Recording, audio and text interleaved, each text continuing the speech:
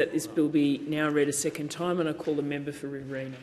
I'm truly grateful that we've been joined by the Minister for Communications. And at the outset, I'm going to be very bipartisan and give the Minister some kudos.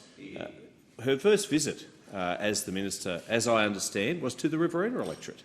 And we met with Peter, Megan, Todd and Lily McCartan at Narradin. Now, the McCartans operate a large mixed farming enterprise.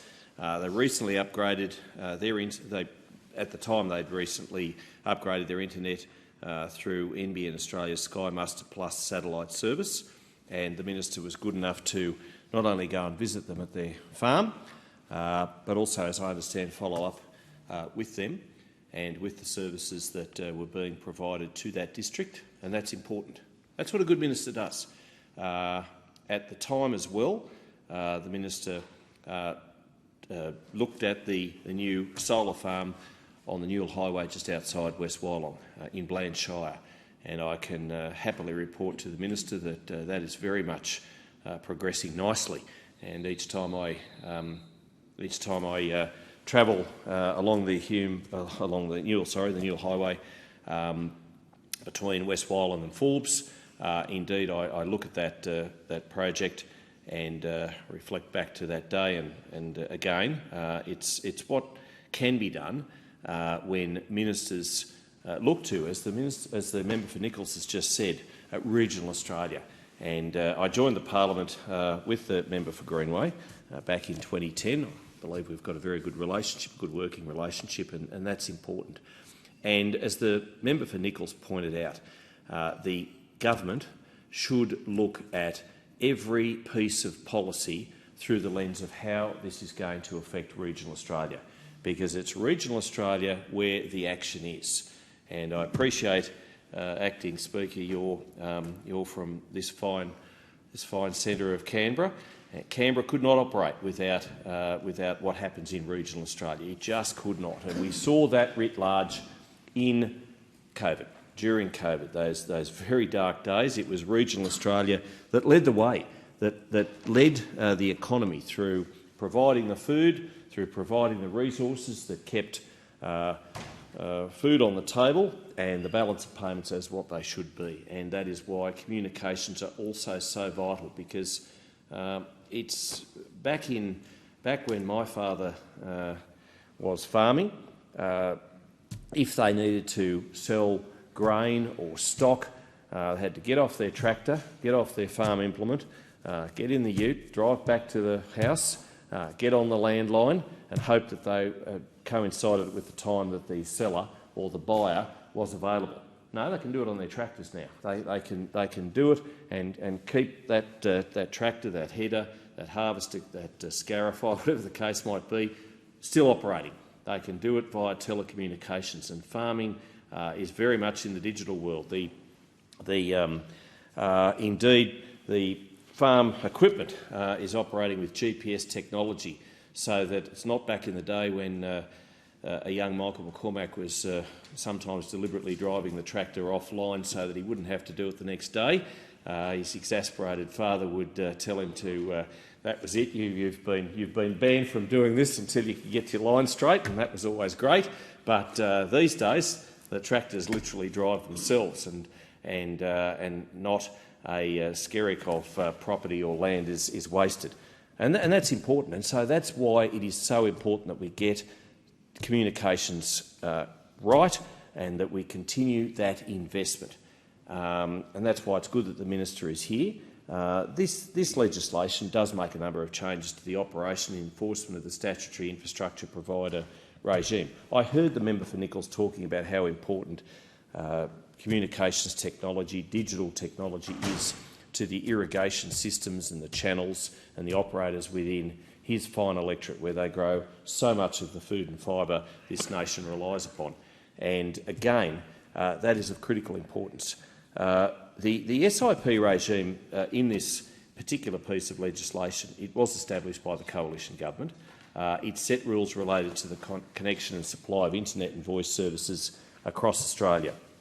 The changes in this bill are aimed at providing better access to these services.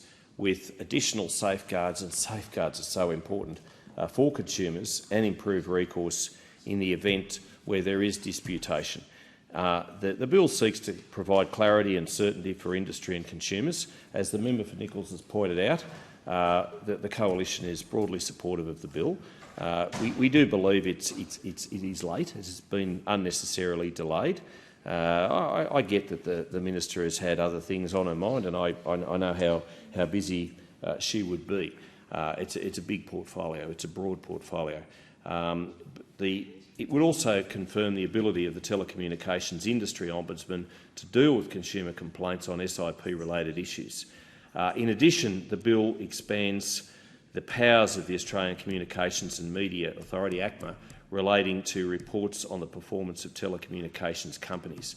And that is something that is vital, because the government needs to ensure that companies are kept to what their KPIs. Companies are upfront and transparent and accountable to government. Government makes a big investment in the communications space. I appreciate the telecommunications companies do as well. But the SIP regime, as I say, it was introduced by the coalition government. That was back in July 2020. It essentially acts as a universal broadband service guarantee, and those guarantees are necessary. I know my predecessor in the seat of Riverina Cahill crossed the floor on the sale of Telstra because she understood just how important it was for those universal service obligations for the biggest telco in the country to ensure that then and in the future, the long-distance future, that they didn't forget the bush. They didn't ignore their responsibilities when it came to providing the sort of services, given the fact that they are, in a sense, relying on government investment, given the fact that they have a lot of customers. Some of those communities don't have a lot of consumers. They don't have a lot of people, but their ability to tap into the economy and provide what is needed is absolutely important. So you get a community. I'll give you just two examples. One is Maringo, near Young, and I can remember the delight that that community, when they were put online, so to speak, with telecommunications towers,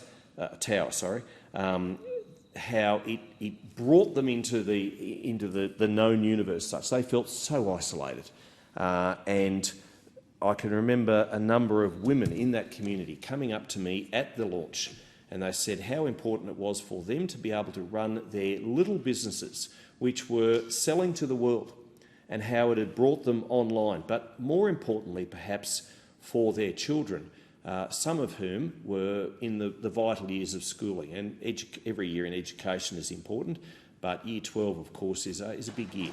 And Year 11 and 12, when young people are doing their high school certificate, to be able to learn online and to be able to have that access after they go home from school and they're doing their homework, etc., is of critical importance to their futures. And the people of Maringo, particularly the women of Maringo, were so delighted. And then, of course, the other one I do want to mention was Gubaragandra. And there's a fellow there called Tony Karamaleski. And Tony was very concerned about the fact that so many people used that wonderful little escape, I'd call it, on the river there in Tumut, near Tumut, for holidays, for camping, particularly during summer, but also during other seasons as well. And the population swelled to double, if not quadruple, during the warmer months, and there was no telecommunications whatsoever, and it became a safety issue. Not only that, Tony had family members who weren't exactly in the best of health, and he was concerned that one day there would be an incident for either the visitors or indeed closer to home where they would not be able to communicate with emergency authorities.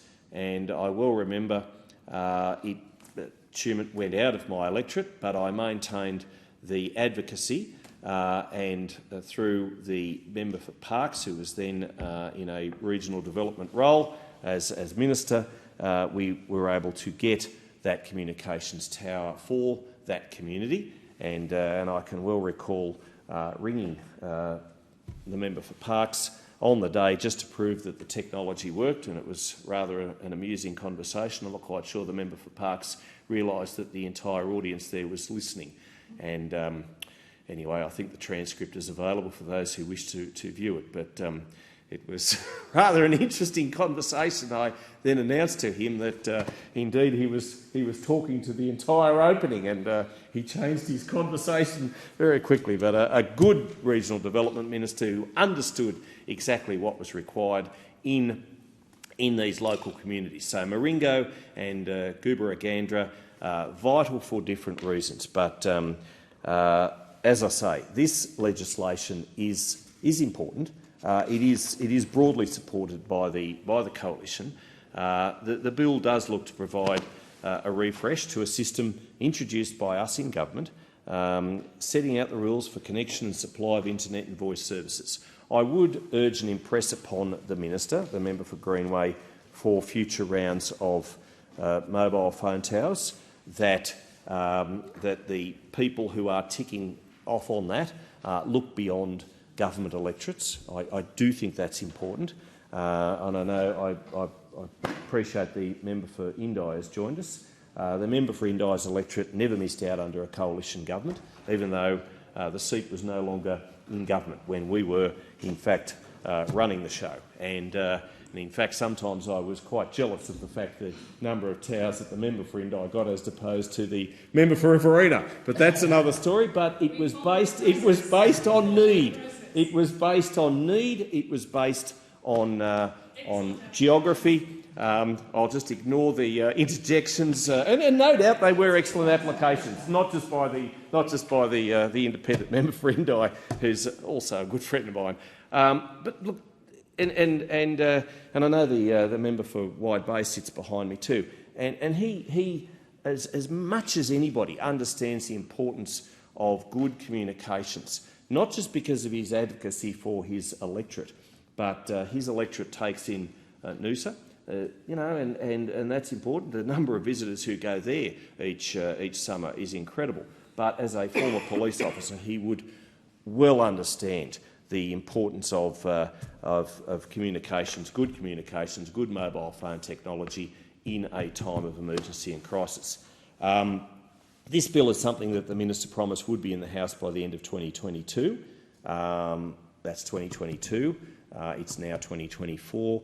I get the fact that, as I say, she is busy. I understand the fact that this is largely an uncontroversial bill, but I do impress upon the minister, and she understands this because she does, not only is she the communications minister, but she does communicate with other members, the importance of continuing the investment in regional Australia. And not just regional Australia, not just rural Australia, but remote Australia, because you get those communities, and I know we went through a complete referendum process last year for a voice to Parliament. I tell you what's more important than a voice to Parliament, and that is that those remote communities, in particularly the Northern Territory, Western Australia, I'll throw in South Australia too, and even Western New South Wales and Queensland, why stop there, is getting Aboriginal communities to be able to have a voice on the phone that can be heard because there's technology there, because they can be connected to the outside world. And if ever there was an importance for a voice for those communities, it's through technology. It's through mobile phone technology. The bill is important. The bill is supported. Again, I'm pleased that the minister has seen fit to come in and listen to the contributions. That's not always done either by government ministers, and I know this minister has her knowledge across the brief. I appreciate her for that, I appreciate the work that she's doing. Again, so important that regional Australia is at the front and centre of anything to do with communications. Absolutely anything to do with communications, because regional Australia is where the action in the economy is. Thank you. Thank you.